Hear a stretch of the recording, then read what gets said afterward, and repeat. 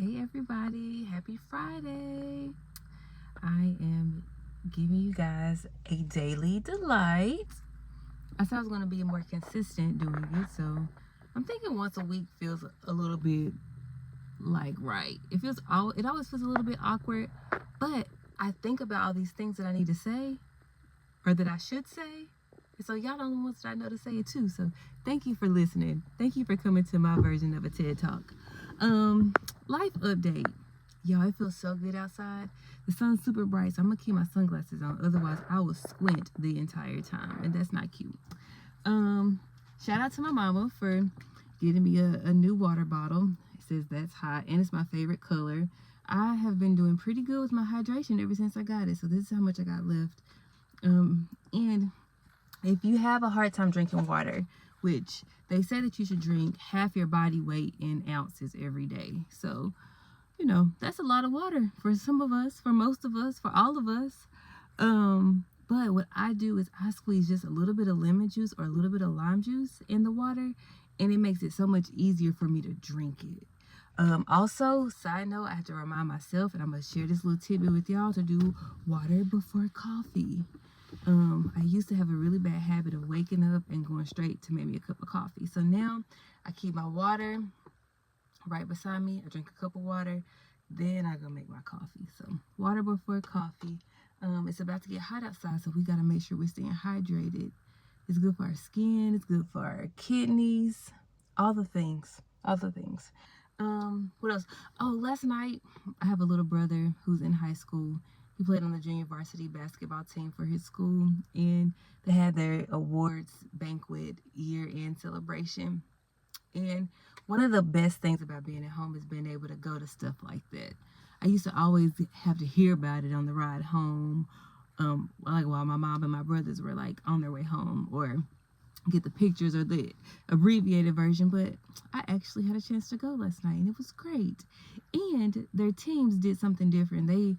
I guess the coach was like, no more participation trophies. We're not just giving out random awards. We're going to have one award per team. It's going to be the coach's award. And there's basically one player on each team that exemplifies like grit, persistence, having a good attitude, good leadership, working hard, being resilient, leading by example. And y'all, he was describing my little brother. And we all was like, is that he? What? That's him? One of the things that stood out was the coach made a comment about every time he would fall, at the beginning of the season, I guess he was just tripping because he came off of a knee injury. So I think he was just like getting adjusted to his body again, if that makes sense. And he said every time he would get up with a smile on his face. And he would just hustle back down court or do whatever he needed to do to stay in the game. And I was like, it's something as simple as getting up with a smile. That was one of the reasons why he was the only person on his team that got this award. So it was a reminder that we all fall down, but how we get up is more important than the fact that we fall. So shout out to him. What else has been going on? I made me some notes this time because sometimes I get up here and I just be babbling. But I wanted to be more intentional with my time. Oh, yes. So, my son, we do note cards at his last school. This school that we're in now, they don't do as many like vocabulary words. At his last school, they had a list of vocab words that went along with a story every single week. And every Thursday or Friday, they would have a vocabulary test. And so we started doing note cards. Excuse me. My pineapples from lunch.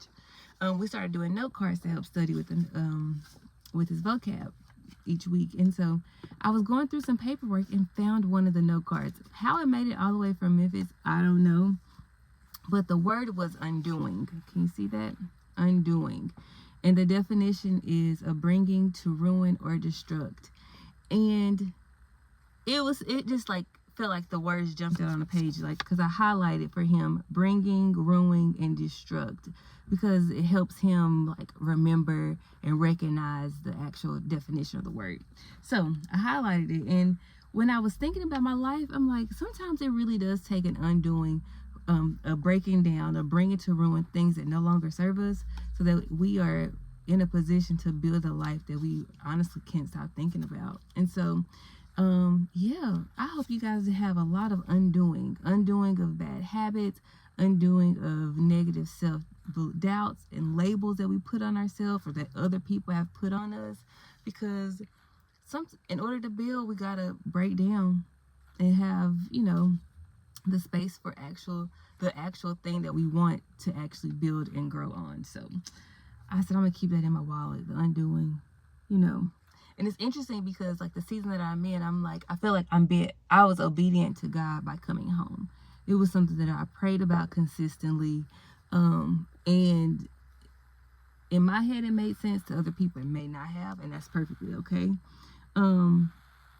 But I think it's so interesting that sometimes being obedient and doing the undoing takes us into a season that quote unquote feels like a wilderness season, where things you want to hear from God. I want to make sure I'm making the right choices and the right decision, but things just feel hard. And it's situations happen, and it's like, I know this was not what you had in mind, God. Like, clearly, what we doing? And I was reading my Bible, and in two different books of the Bible, Matthew and Luke, right after Jesus was baptized by his cousin John the Baptist, and the Holy Spirit fell and basically announced that Jesus was his son, the one that he loves, essentially like saying like Jesus is the guy that's coming to save the world. He was filled with the Holy Spirit, and the Holy Spirit led Jesus into the wilderness, where he was there for 40 days and 40 nights. And that's where he was tested and tempted by the devil. And so after that is where Jesus, when he resisted the devil in the temple, in the wilderness, that is when he went and started his ministry. So I'm learning not to be afraid of quote unquote the wilderness, because the undoing will oftentimes lead us there, lead us to those places where we need God's presence. We need to hear, feel, grow. But that's where we're strengthened. That's where God shows up for us. That's where God provides. I think about the children of Israel. When they left Egypt, they were in the wilderness. It should have been just a short journey, but they ended up being there for over 40 years or for 40 years. But even while they were there, in all their griping and their complaining, God showed up for them. I think about the fact that they never had to worry about food. Like, every single day they woke up and all they had to do was go outside and get enough food for the day.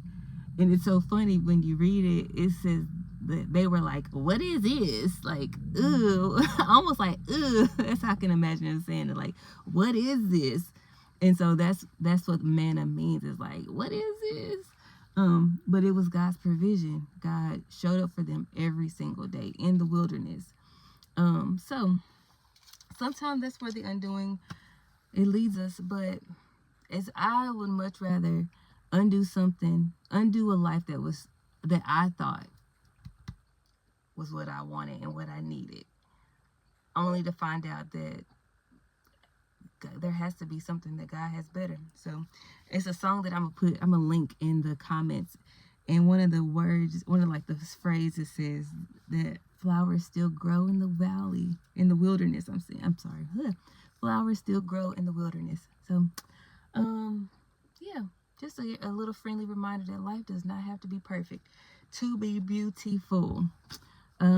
Make sure y'all drinking your water. We got a couple of months until the summertime, and I'm having me a holy summer. Not a hoey summer, a Jesus girl summer. So I'm going to have my shorts on. Y'all better recognize. I love you. I pray that you have a great week and an amazing weekend, and I'll talk soon. Bye.